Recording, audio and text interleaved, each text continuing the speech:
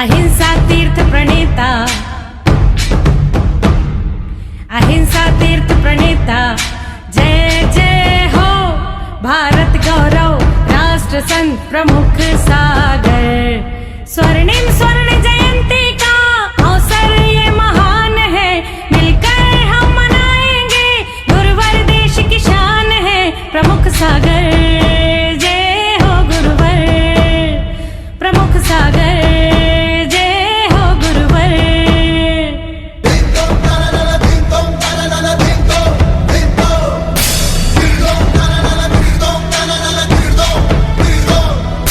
अर्धशतक जो पूरा हुआ। इस कार्यक्रम के पुण्यार्चक हैं श्री दिगंबर जैन पंचायत गुवाहाटी, असम।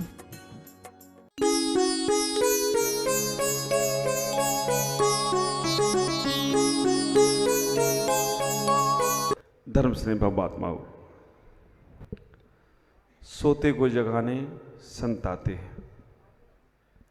अब विचार करना, सोते को जगाने संत आते हैं, जागे को चलना सिखाने संत आते हैं। सोते को जगाने संत आते हैं, जागे को चलना सिखाने भगवंत आते हैं। जागो या ना जागो ये तो तुम्हारे ऊपर है, तुम्हें तुम्हारे परमात्मा से मिलाने संत आते हैं, तुम्हें तुम्हारे परमात्मा से मिलाने संत। आप इतना ही विचार करके रखना, मंदिर के भगवान से हम बहुत बार मिले हैं, नगर में आए संतों से भी हम बहुत बार मिले हैं। मंदिर में जिनवाणी रखी है उसको मैंने कई बार पढ़ा है, लेकिन एक बार अंदर बैठे परमात्मा के बारे में ख्याल नहीं किया। एक बार अंदर बैठे उस महात्मा के बारे में विचार नहीं किया। एक बार अंदर रखे उस ग्रंथ को खोलने का प्रयास ही नहीं किया। अप्पा ही परमप्पा, आत्मा ही परमात्मा है। आप विचार करके रखना, अप्पा ही परमप्पा, आत्मा ही परमात्मा है। ये हमारे अंदर विचार आना चाहिए, ये भाव आना चाहिए। इतना बड़ा शरीर है, इसके अंदर जो मेन मूल तत्व है, ख्याल करो, वो आत्मा है। भोजन बहुत अच्छा हो, नमक नहीं हो, किसी काम का नहीं। गाड़ी बहुत अच्छी है लेकिन ब्रेक नहीं है, किसी काम की नहीं। मकान बहुत अच्छा बना है लेकिन नींव नहीं है, मालूम पड़ जाए तो रात को नींद नहीं आएगी। पत्नी बहुत अच्छी है, सुनती नहीं है। बच्चे बहुत अच्छे हैं, जब देखो तब कुछ बोल देते हैं। पतिदेव अच्छे हैं लेकिन बस पता नहीं कब कहाँ रहते हैं, मालूम नहीं पड़ता है। आप विचार करके रखना, जीवन में ऐसा ही है। जीवन तो बहुत अच्छा है, सब कुछ है, लेकिन मन में शांति नहीं है तो जीवन किसी काम का नहीं है। ये बात का पक्का ख्याल करके रखना। भगवान बाहुली के मन में एक विकल्प आ गया कि मैं भरत की भूमि पर खड़ा हूं। 1 साल खड़े रहना पड़ा उन्हें, ख्याल करके रखना। उसके बाद उन्हें केवल ज्ञान की प्राप्ति हुई। हमारे मन में विकल्प चलते हैं, हमारा मन संताप में होता है, हमारा मन विषम परिस्थितियों में गुजरता है, तो हम संसार में ही रहने वाले हैं। संसार से पार जाना है तो हमारे मन को शांत करने का प्रयास करो। जो तुम्हारा वैभव है, जो तुम्हारी दौलत है, जो तुम्हारी इज्जत है, जो तुम्हारी शोहरत है, ये सब यहाँ का यहीं रहने वाला है। लेकिन मन में 1% भी शांत परिणाम आ गया, 1% भी मन का भाव अच्छा आ गया, समझ लेना तुमने वो दौलत को प्राप्त कर लिया है जो दौलत तुम्हें अनंत अनंत तक ले जाने वाली है। पदम जी के घर आए हैं आज। पदम का मतलब समझते हो? हाँ, कहते हो ना बीजेपी की सरकार इन्हीं पे टिकी हुई है। आप विचार करके रखना, इनकी सरकार तो इन्हीं पे टिकी हुई है। और पदम का मतलब कमल होता है, और कमल सबसे बड़ी बात, कमल कीचड़ में रहे लेकिन कीचड़ उसके अंदर नहीं जाता है, इसलिए वो कमल हमेशा परमात्मा के चरणों में पहुंच जाता हो, तो कोई आश्चर्य की बात नहीं। आप ख्याल करके रखो, कमल बहुत खुशबू देता है, बहुत कीचड़, बहुत सब कुछ उसकी खुशबू भी है, और कई कलर के हो गई, श्वेत, रोज पता नहीं कैसे कैसे कलर के, लाल भी हो गया, पीला भी हो गया, सफ़ेद भी हो गया, और सारे के सारे कमल भगवान के चरणों में चढ़ जाते हैं। जैसे पद्म जी हमारे चरणों में चढ़ गए, और 4 महीने 5 महीने रोज शाम 4 बजते थे और 4 बजे के इनको खलबली मच जाती कि महाराज जी के पास कैसे पहुंचना है। आप ख्याल करके रखो, ये सारे के सारे, चाहे ये हो पूरा RR ग्रुप, RR मतलब राइट राइट राइट गुरु भक्त। आप विचार करके रखना, 4 बजते थे, शहरों में खलबली मच जाती थी, और तत्व की चर्चा, कैसे हम अपने उस परम तत्व को पाए। संसार तो मैंने पा लिया कई बार, संसार तो मैंने जी लिया कई बार, कैसे हम अपने आप में लौटने का प्रयास करें। मैं आपसे कहना चाहता हूं, एक सम्राट अपने बेटे को अपना सब कुछ देना चाहता था। 3 बेटे थे सम्राट के, तीनों बेटों को सब कुछ देना चाहता था, लेकिन सम्राट ने कहा बिना परीक्षा के इनको मैं कुछ दे दूंगा तो उसका उपयोग नहीं होगा। स्कूल में पढ़ने वाले बच्चों को भी एग्जाम के बाद ही नंबर मिलते हैं।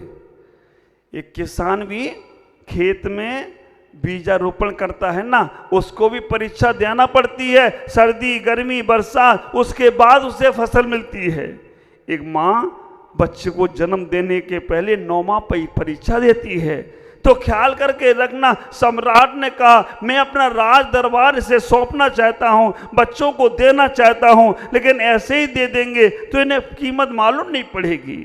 ख्याल करना, जो माँ बाप अपने बच्चों की इच्छा बिना परीक्षा के कर देते पूरी ना, वो बाद में परेशान होते हैं।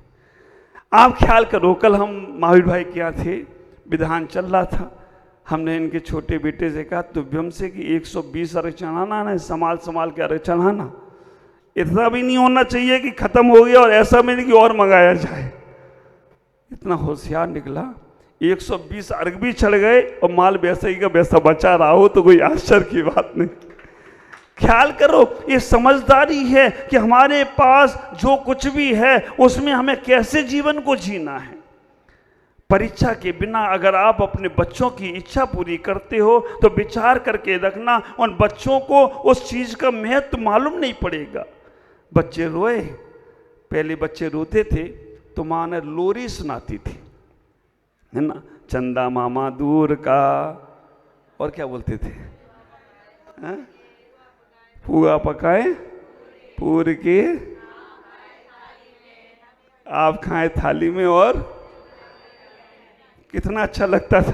और आप बच्चा रोए तो क्या करते हैं, वाह गजब है।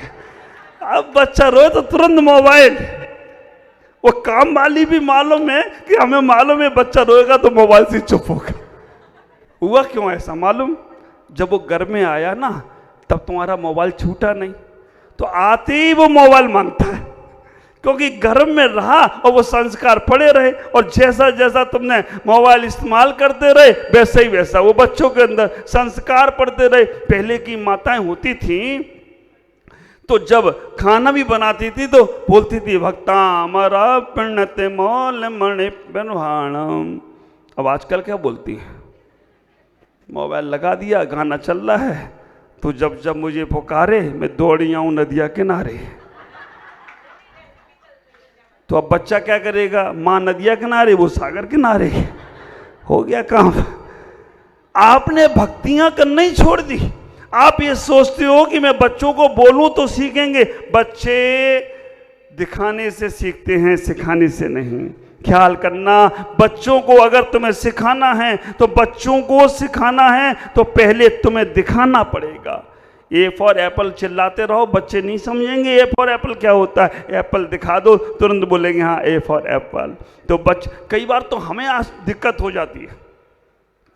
पदम जी, संजय भाई, रजत भाई और सुमित भाई, जमाई जी का नाम क्या है, नरेंद्र जी।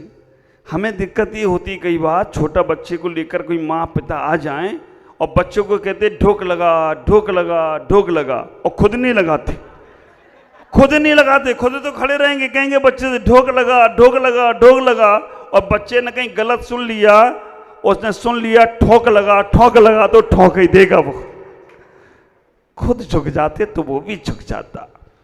बच्चों को आप ख्याल करके रखना, अपने जीवन में बहुत अच्छे बच्चे बनाना है। परीक्षा ले लो उनकी थोड़ी सी। बच्चे करेंगे, एक बच्चा आके बोला महाराज मेरी माँ बहुत खराब है। मैंने पूछा क्यों? बोला बहुत खराब है। मैंने क्यों? मुझे जब नींद नहीं आती है तो माँ कहती है सो जा सो जा सो जा। रात को नींद नहीं आती तो कहती माँ सो जा, और सुबह जब नींद आती है तो माँ कहती उठ जा उठ जा उठ जा, इसलिए बहुत खराब है। मैंने कहा तू अपनी माँ बदल ली, खराब चीज बदलते। बोला महाराज मजाक कर रहे हो। मैंने मजाक मैं नहीं, मजाक तो तू कर रहा है। माँ तो वही अच्छी होती है जो बच्चों को समय पे सुला दे और बच्चों को समय पे जगा दे, वही माँ अच्छी हुआ करती है। वही माँ बच्चों को संस्कार दे सकती है। विचार करके रखना, जो माँ बाप की बात बच्चे नहीं मानते, जो गुरुओं की बात शिष्य नहीं मानते, जो जिनवाणी और ग्रंथों की बात स्वाध्याय प्रेमी नहीं मानते, बाद में वो भटकते ही भटकते हैं। हमेशा आप दो लाइनें बोलते हो, जो ना माने बड़ों की सीख, ले कटोरा मांगे भीख। ख्याल करके रखना, बड़े जो बोलेंगे बहुत सोच समझ के बोलते हैं, बहुत तोल मोल कर बोलते हैं, लेकिन हम छोटे हैं ना, तो हम छोटे लोग समझ ही नहीं पाते हैं, क्योंकि बड़े छोटे बनकर बड़े बने हैं और अभी हम छोटे हैं तो छोटे ही रहेंगे। ख्याल करो, सम्राट ने इतना ही कहा, 3 बच्चों को एक सोने की गिन्नी दी और कहा बेटा एक सोने की गिन्नी से तुम्हें अपना ये महल भरना है, पूरा महल, इतना बड़ा बड़ा महल एक सोने की गिन्नी से। कभी कभी बच्चे बोलते हैं बुढ़ापा आ गया है, बुद्धि सठिया गई है। ख्याल करके रखना, एक सोने की गिन्नी से महल कैसे भरा जाएगा। बड़े बेटे ने कहा चलो भरते हैं। बड़े बेटे ने क्या किया, उसका एक दोस्त था, नगर पालिका में था, उससे सलाह ली। ख्याल करना, सलाह भी किससे लेना ये सोचना, आप मार्गदर्शक किसे बनाना ये सोचना। अगर कहीं आपने गलत आदमी को अपना मार्गदर्शक बना लिया तो कभी भी आप राइट नहीं हो सकते हो, हमेशा रॉन्ग ही रहोगे। शकुनी जैसे लोग रहेंगे ना तो दुर्योधन का क्या होगा, ये भांजे पास ऐसे नहीं ऐसे फेंको, मालूम पड़ा क्या हुआ। ख्याल करके रखना, हमारा मार्गदर्शक भी अच्छा होना चाहिए, हमारे मार्ग को प्रशस्त करने वाला व्यवस्थित होना चाहिए। इतना ही हुआ, विभीषण जैसे लोग होने परेशानी होती है, लेकिन फिर भी वो धर्म की राह पर आगे चलते हैं। इतना ही हुआ, वो गया एक मित्र के पास, मित्र नगर पालिका में था, उससे कहा सोने की गिन्नी एक है और इससे महल भरना है, कैसे भरा जाए। उसने कहा चिंता मत करो, सोने की गिन्नी भी बच जाएगी और महल भी भर जाएगा। उसने यार ये तो बड़ा मजे वाला काम है, पैसे का पैसा भी बचेगा और गिन्नी और महल भी भर जाएगा। उसने की तरीका कितने दिन में भरना है, 7 दिन में, ठीक है भर जाएगा। 7 दिन में उन्हें बिना पैसे के महल भर दिया। अब कैसे भरा, थोड़ा इंतजार आप भी करो, इतनी जल्दी जान लोगे, उसे 7 दिन लगे भरने में। दूसरे मित्र ने कहा कि कैसा किया जाए, तो उसने कहा चलो जुआ खेल लेते। जुआ में 1 के 2, 2 के 4, 4 के 8, और शेयर मार्केट तो तेजी पे चल रहा है, एक बार ले लो हाल 10 गुने 100 गुने हो जाते होंगे। अब जो भी होते हमको तो पता नहीं है। वो जैसे ही जुआ में खेलने गया वो पैसा हार गया। तीसरा राजकुमार बड़ा शांति से 6 दिन तक उसने कुछ भी नहीं किया। 7वें दिन जब राजा ने कहा कि चलो दिखाओ अपना महल कैसे भरा हुआ है, पहले बेटे ने कहा पूरा महल भर गया है। चलो देखने के लिए गए तो थोड़ी दूर जाने के बाद भी राजा जा नहीं सका, क्योंकि पूरा महल, जो मित्र से उसने सलाह ली थी वो मित्र नगर पालिका में था, उसने कहा पूरे नगर का कचरा मैं बाहर फेंकता हूँ, तुम्हारे महल में फेंक देता हूँ। पूरे नगर का कचरा उसने लिया और पूरा महल भर दिया। कचरे से इतनी गंदगी और इतनी बदबू पैदा हो गई, वो राजा भी नहीं जा पाया और वो युवराज भी नहीं जा पाया, वो महल से वापस आ गया। दूसरे राजकुमार से पूछा, उसने कहा मैं पैसा तो वो जुआ में हार गया, मैंने सट्टा लगा दिया, लॉटरी लगा दी, उसमें सब चला गया। तीसरे राजकुमार से पूछा, उसने कहा पिताश्री चलो, मैंने बहुत सुंदर महल भरा है। और जब वो अपने महल में लेके गया, महल में देखा चारों तरफ अंधकार ही अंधकार था। पिता ने कहा कहाँ भरा, खाली दिख रहा है, 2 मिनट रुको। और उसने पूरे महल में घी के दीपक जला दिए, पूरे महल में अगरबत्तियां लगा दी और कहा पिताश्री अब देखो ये महल भरा दिख रहा है या नहीं। उन्होंने कहा दिख तो नहीं रहा है। उन्होंने कहा मैंने पूरा महल प्रकाश से भर दिया है, पूरा महल सुगंध से भर दिया है, ये पूरे तरफ चारों तरफ प्रकाश ही प्रकाश दिख रहा है। हमने सुगंध और महल से, सुगंध और प्रकाश से पूरा महल भर दिया। विचार करना, अंधकार को हटाकर महल को प्रकाश से भर दिया। ऐसा ही हमारा शरीर है। वो परमात्मा ने सोचा है कि मैं अपना राज दरबार सौंपना चाहता हूं तुमको, और एक सोने की गिन्नी दी है मनुष्य रूपी।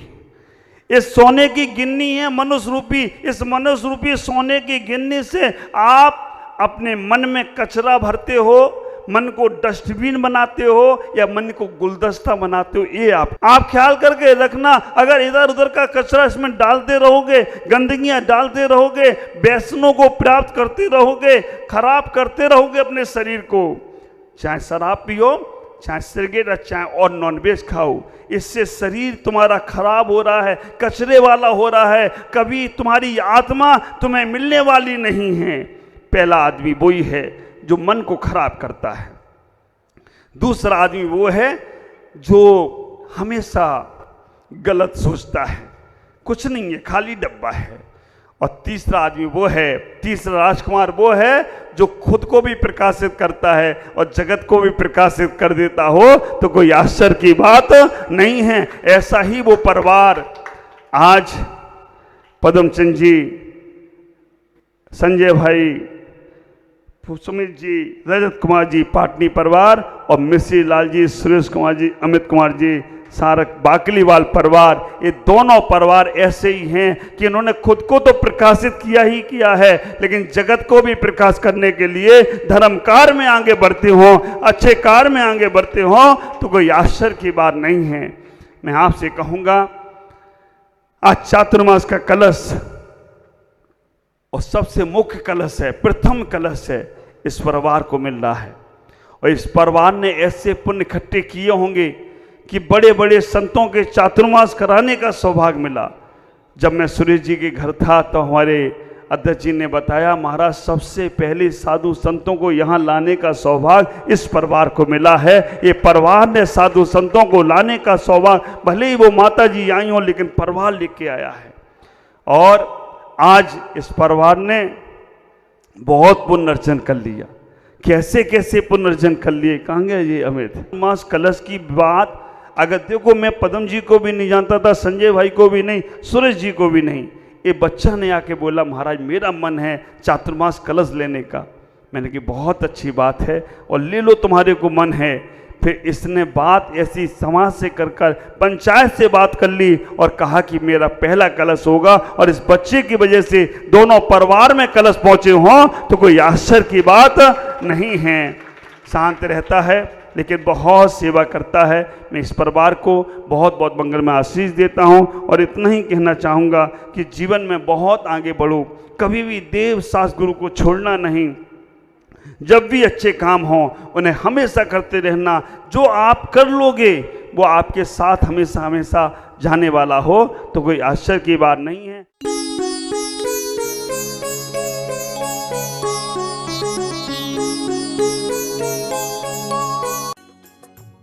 इस कार्यक्रम के पुण्यार्चक थे श्री दिगंबर जैन पंचायत, गुवाहाटी, असम।